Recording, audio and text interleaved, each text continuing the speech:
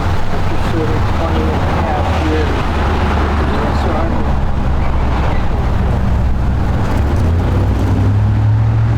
Today, Bert, you gotta speak up a little louder. Can't hear you. Today, we're honoring November the 11th at the 11th hour of the 11th day of 1918 when the surrender was announced and all the guns on the battlefields of World War I went silent. It was initially known as Armistice Day, and then in 1954, President Eisenhower announced the change of names to Veterans Day to honor all veterans who had served in all the wars, not just World War I. The first celebration came on 11/11/1919, and today we're doing an early service due to a snafu on my part.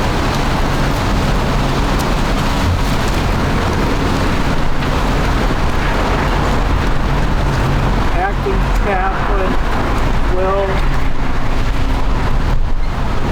Auger will now say a prayer. Uncover.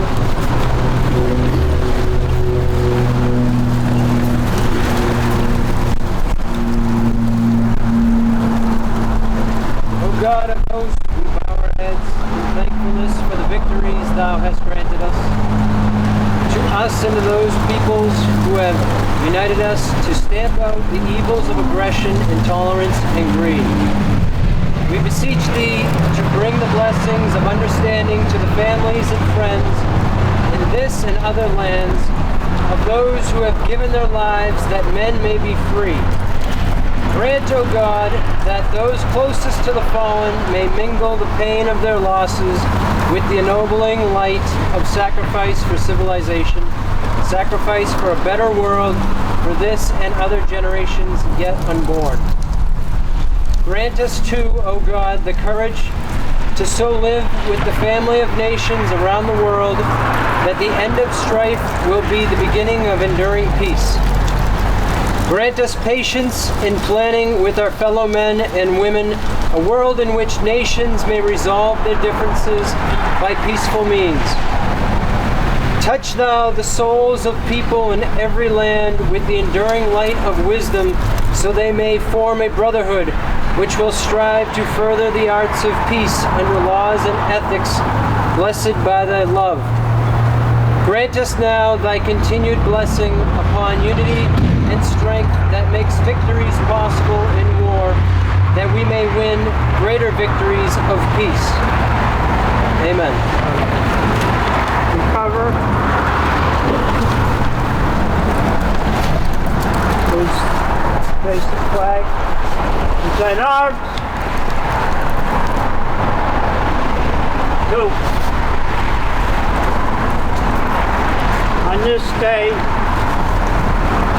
early Veterans Day, we are commemorating in service the veterans of all wars. We remember how men and women set aside their civilian pursuits to serve the nation's cause, to defend the freedom of mankind and preserving our precious American heritage. We believe in our strength in the field of battle, on the supply lines which nourish our armed might, way in the justice of our cause against the forces of evil. We believe in our determination made us better warriors because we fought with our minds and our hearts as well as our bodies. We recognize the service to our country and her cause does not end with the termination of military service. We continue to our endeavors on behalf of the honorable world of peace with a feeling of profound gratitude to God and His men and women who gave their lives as their part of the cause of this noblest cause. Out of the blood and sweat we learn of purpose, sacrifice, tolerance, bravery, and discipline. These are solid foundation stones upon which a great nation is built for our continued quest for honorable world peace. We must cultivate these virtues.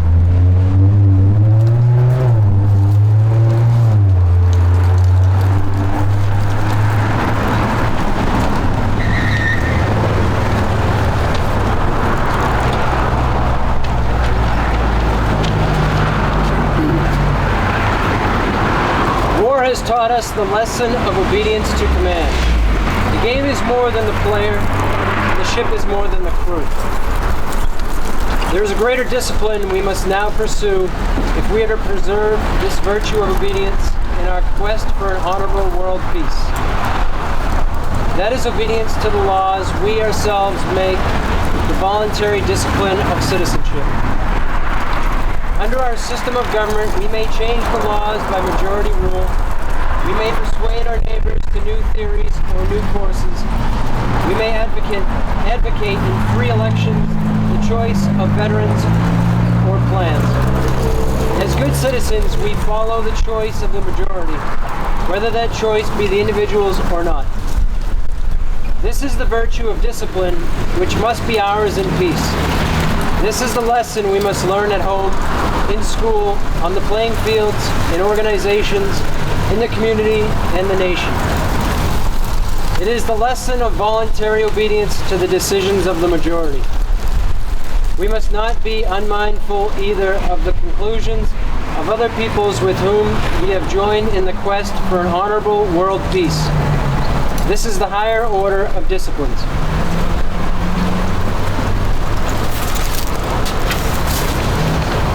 In time of peace, we can use the noble virtues of war that put behind us its ugliness and suffering. In peace, we shall go forward together to scale new heights of achievement and unity of purpose, and sacrifice for the common good of tolerance for those of a different faith and creed, and bravely to fight for the social and economic agreement of and in discipline of good citizenship. We shall move forward in the sight of God as a strong nation in a peaceful world.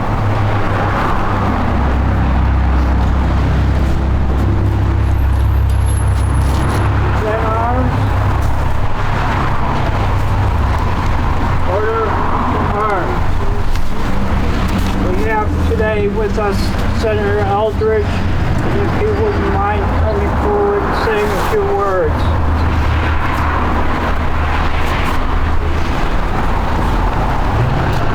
Good morning, and thank you so much to the Commander of the Post for having this Veterans Day ceremony in Ayer, and I want to thank all the U.S.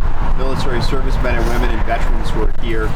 I also just want to recognize Representative Danilo Senna, who's here, represents Ayer, and Ayer Select Board Member Chris Tavara, so thank you so much for being here as well. And Ayer has a long, proud history of commitment to serving in the military and to protecting our country, obviously with deep roots with Fort Devens.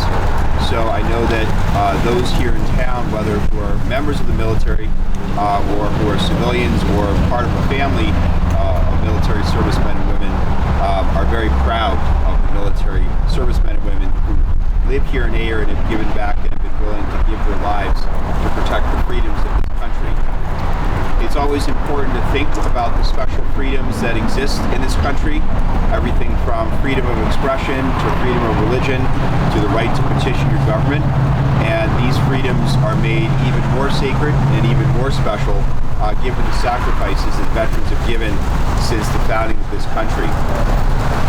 I know over the past year there's been a great focus on how do we serve veterans who are living in the shadows of society, including veterans who are homeless or have challenges with housing.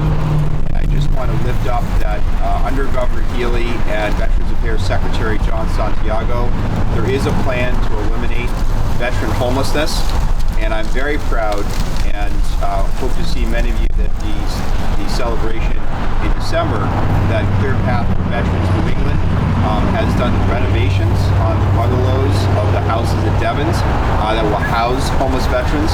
So really grateful to Clear Path for Veterans New England. I know a lot of people here have supported that nonprofit in Devon's. So extremely proud of that effort, and certainly the state legislative delegation, myself and Rep. Sina, have done everything we can to support that organization. So once again, thank you so much to the veterans who are here, veterans in Ayer who have served their country, and it's an honor to be here with you all today. Thank you so much. Thank you. Representative Sina, please. Good morning.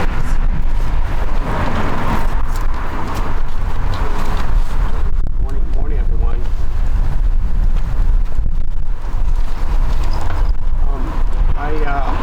As a state representative, Dan Cena, I represent Acton, Boxborough, Harvard, Ayer, Shirley, and Broughton. So I have all the region of Devon, and it's really an honor to serve House representing the district that I have. Our region has a strong history of service to our country, all the way back during Civil War. The United States established Camp Stevens on the shores of the Nashua River to train troops to fight the Union. Thousands of service members have walked through the streets of our communities. Ayer has a strong dedication of upholding the values of the United States, our nations, our friends, our families are some of the first to answer the call for our nation. Today, we honor all who have served, whether in times of war or peace. We recognize the veterans who came home with physical scars and those who bear invisible wounds. We remember those who did not return, those whose sacrifice is felt by their families every day. They may no longer be here with us, but their legacy lives on in the freedoms we cherish. As a nation, it is our duty to support our veterans, not only in words, but in actions. We must ensure they have access to the health care, education, and job opportunities they have rightfully earned. Let us remember that our gratitude should not only be confined to a single day, but should be a commitment honoring their service every day of the year. Veterans, you embody the very best of what it means to be an American. Your resilience, your honor, your dedication inspired all of us. You have defended our values, our democracy, and our way of life. And for that, we owe a debt of gratitude. Today, I encourage you all to reflect on the sacrifices of men and women who served, reflect upon the meaning of serving our country. I thank you for having us here today. Thank you all for coming.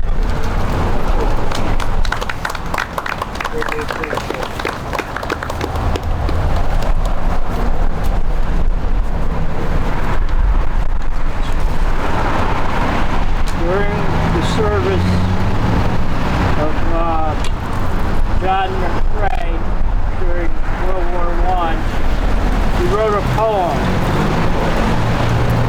In Flanders fields the poppies blow between the crosses, row on row, that mark our place in the sky, that larks still fairly sing and fly, scarce heard amid the guns below.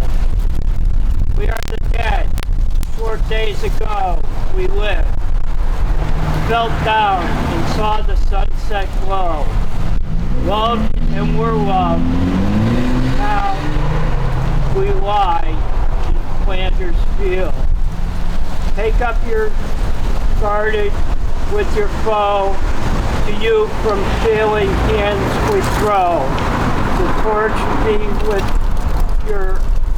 yours to hold on high. If ye break in faith with us who die, we shall not sleep, though poppies grow in Flanders Field. I'd like to thank all you people for coming out and supporting us today. Veterans are selling poppies in honor of disabled veterans in hospitals. Please have a great day. Nice to meet you.